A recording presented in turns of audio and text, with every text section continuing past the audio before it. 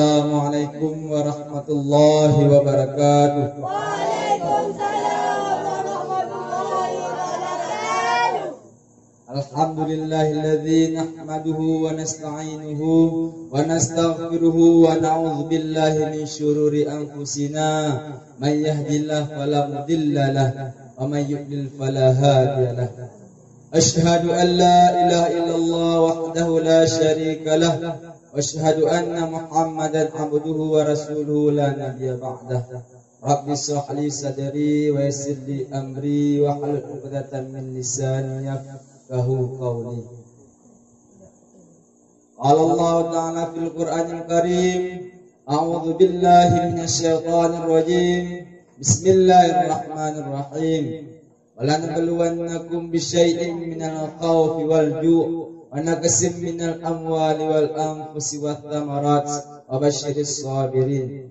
قال النبي صلى الله عليه وسلم في الحديث من جعل القرآن إمامه ساقه إلى الجنة ومن جعل القرآن وراه قاده إلى النار.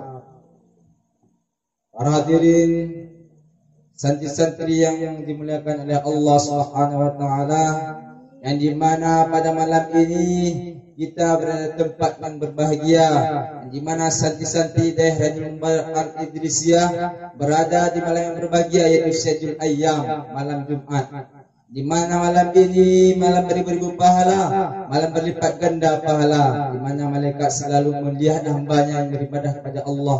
Termasuk kita ini adalah hamba yang dilihat oleh Allah Subhanahu wa taala.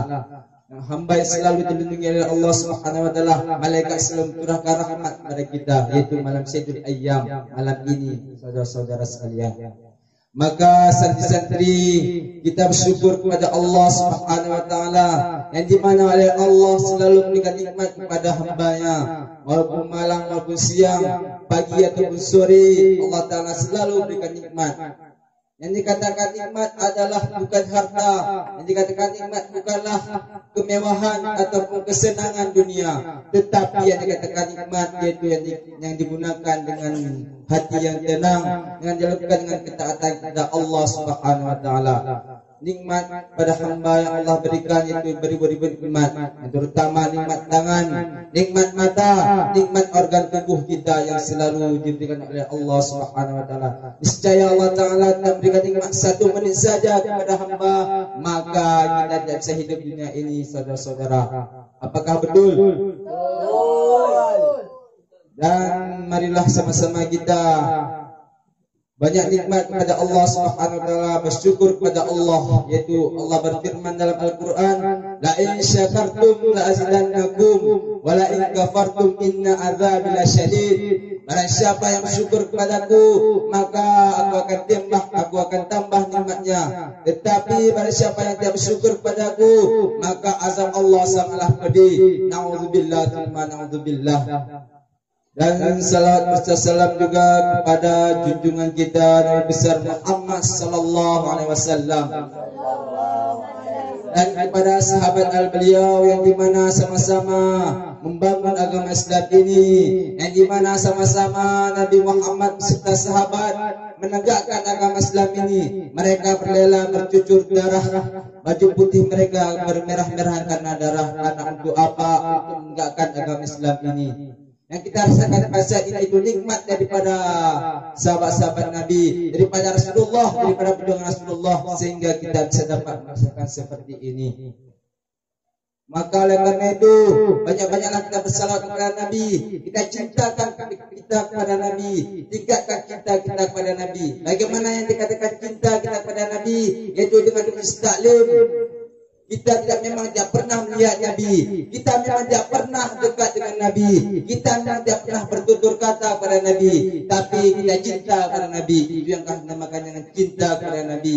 Kita selalu ingat kepada Nabi, kita selalu bersalawat kepada Nabi, sehingga hati kita dekat kepada Rasulullah, sehingga hati kita suci, sehingga hati kita taat kepada Allah Subhanahu wa taala. Itu yang makanya kita cinta dengan Nabi, saudara-saudara. Maka saya wasiatkan santri-santri dari Radul Mubarak Al-Idrisiyah kita ini masih muda-muda, masih santri-santri, kita masih mudah menuntut ilmu Allah Subhanahu wa taala. Di sini tidak ada perperangan, di sini tidak ada kesusahan dalam menuntut ilmu. Insyaallah mudah kita menuntut ilmu.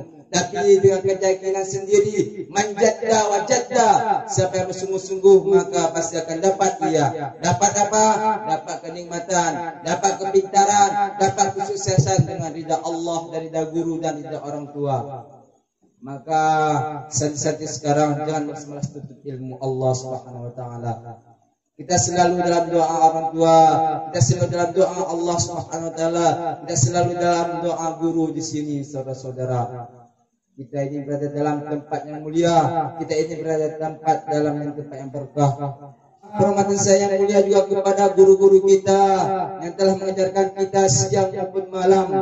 Beliau tidak ingin harta, beliau tidak ingin kita membalas jasa beliau, tapi beliau ingin kita selalu mendoakan beliau. Maka kita sebagai santri, sebagai anak murid daripada guru, banyak-banyaklah berdoa kepada guru. Karena kenapa? Supaya kita mendapatkan ridha guru, ridha Allah Subhanahu wa taala, ridha orang tua, ridha Allah Subhanahu wa taala. Karena dunia ini kita harus punya dua doa, yaitu doa guru dan doa orang tua.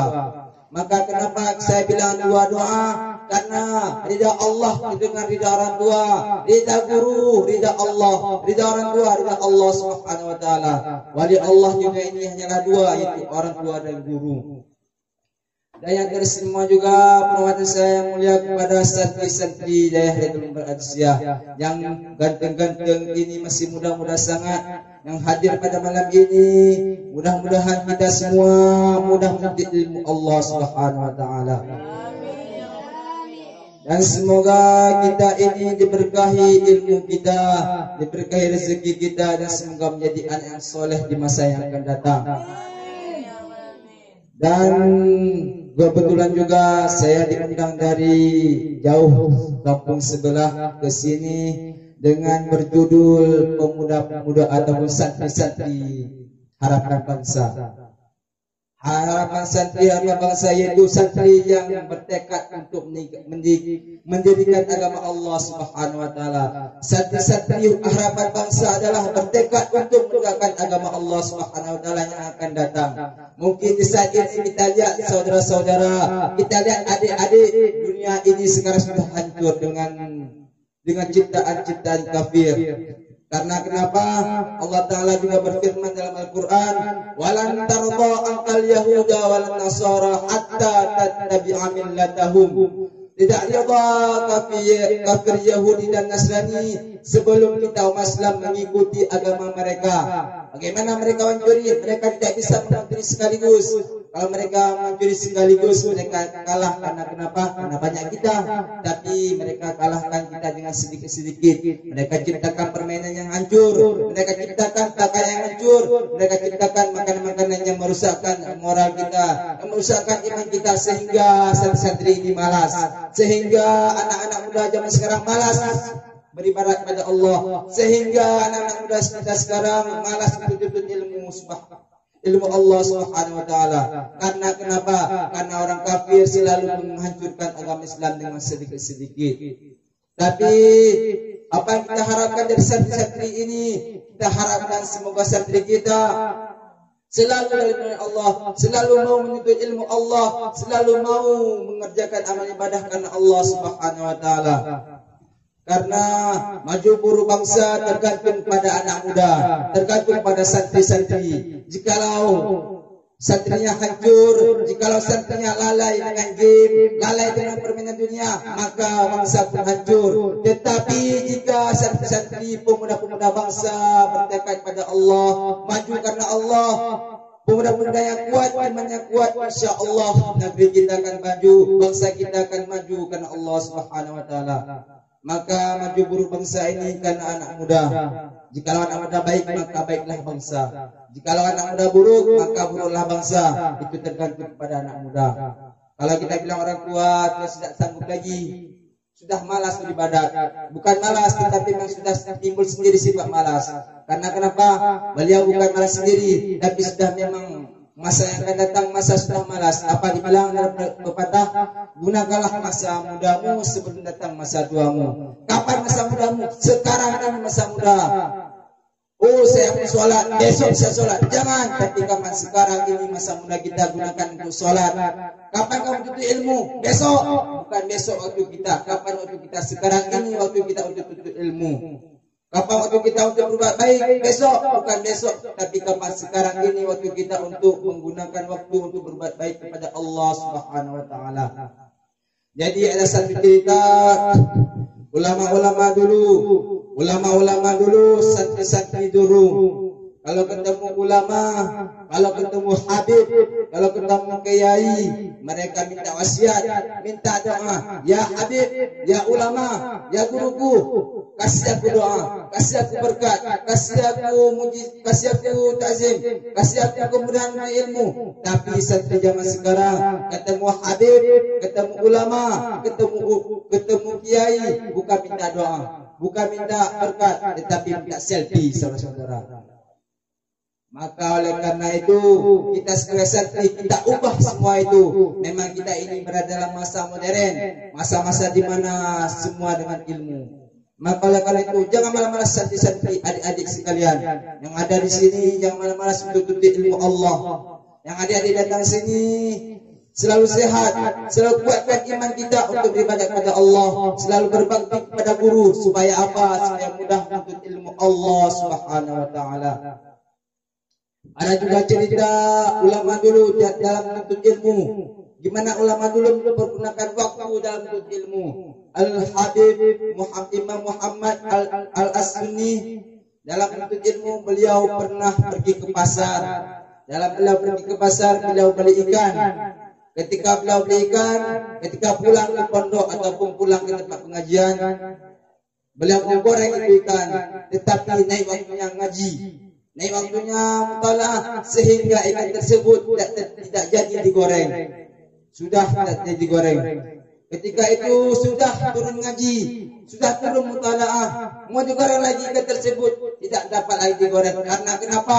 Datang lagi berbakti kepada guru, pergi lagi ke kebun guru, bantu gurunya. Dia sehingga tidak dapat menggorengkan lagi.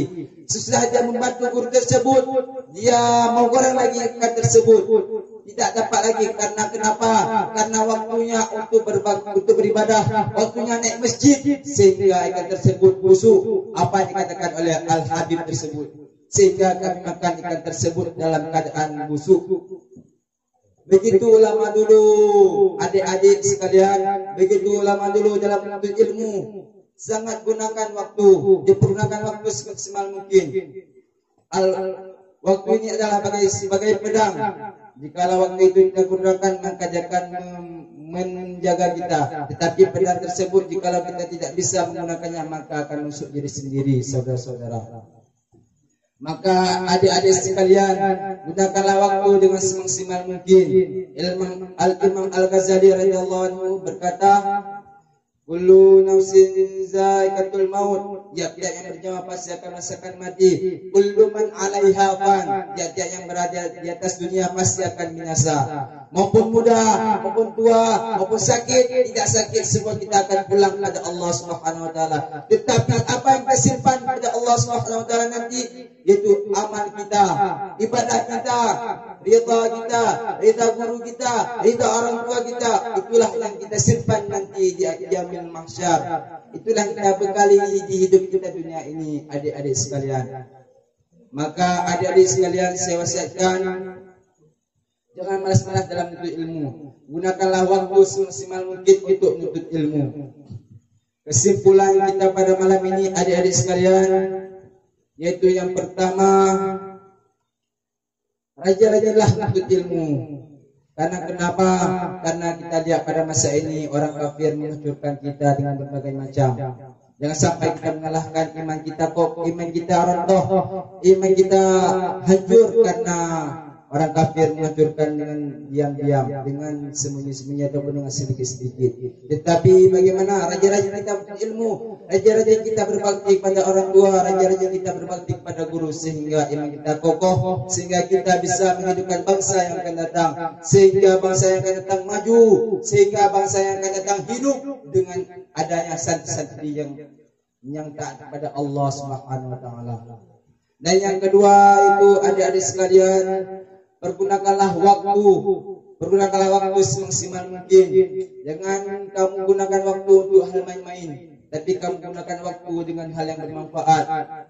Ketika naik ngaji, kamu ngaji. Ketika waktu mutalaah, kamu mutalaah. Ketika waktu murajaah, kamu murajaah. Karena untuk apa? Karena manjadda wajadda. Siapa yang bersungguh-sungguh pasti dapat ia. Apa yang kita cita-citakan, insya Allah dengan kita bersungguh-sungguh pasti dapat. Karena ridha Allah, ridha guru, ridha orang tua semua kita ada situ, maka insya Allah kita akan dapat yang apa kita cita-citakan. Dan yang ketiga, adik-adik sekalian, bangunlah kita, hidupkanlah bangsa, tegakkanlah agama dengan tekad sendiri, dengan takwa kepada Allah, dengan cita-cita kita untuk menegakkan agama Allah Subhanahu wa taala. Maka dengan kita niat kita baik, dengan pemuda kita hidup, dengan santri-santri zaman sekarang hidup, maka insya Allah kita akan terjaga agama Islam kita kuat sehingga kapan? Sehingga hari akhirat kelak. Yang kita kalah sama kafir, kafir selalu menghancurkan kita. Tetapi kita niatkan dengan sungguh-sungguh, semoga kita bisa mengalahkan mereka dengan apa? Dengan ilmu, dengan ibadah, dengan taat kepada Allah, dengan taat kepada guru, dengan taat kepada orang tua.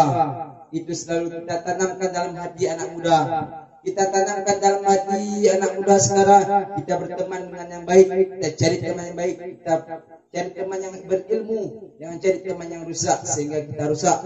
Tapi kita berlingkungan dengan lingkungan yang baik, saudara-saudara sekalian. Hanya ini dari saya, Al-Fakir Sabeni. Saya minta beribu maaf. Semoga kita selalu dalam lindungan Allah, dan semoga kita selalu dalam doa orang tua dan doa guru. Amin, amin ya rabbal alamin. Wabillahi taufiq wal hidayah. Assalamualaikum warahmatullahi wabarakatuh. Waalaikumsalam warahmatullahi wabarakatuh.